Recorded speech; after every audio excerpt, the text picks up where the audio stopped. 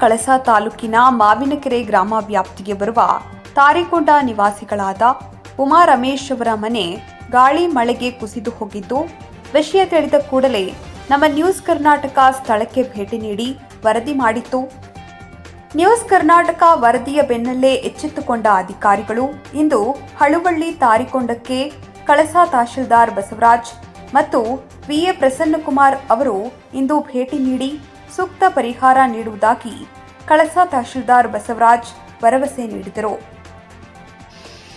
ರಮೇಶ್ ಇವರ ಮನೆಯು ಬಿದ್ದಿದ್ದು ಮಳೆಯಿಂದ ಹಾನಿಯಾಗಿದ್ದು, ಸ್ಥಳಕ್ಕೆ ಕಂದಾಯ ಗ್ರಾಮ ಲೆಕ್ಕಾಧಿಕಾರಿಗಳಾದ ನಾವು ಭೇಟಿ ನೀಡಲಾಗಿ ಮನೆ ಶೇಕಡಾವಾರು ಸುಮಾರು ಅಂದಾಜು 20% 60% ಹಾನಿಯಾಗಿರೋದು ಕಂಡುಬಂದಿರುತ್ತದೆ. ಅದರಂತೆ NDRF SDRF ನಿಯಮಾವಳಿ ಪ್ರಕಾರ ಇವರಿಗೆ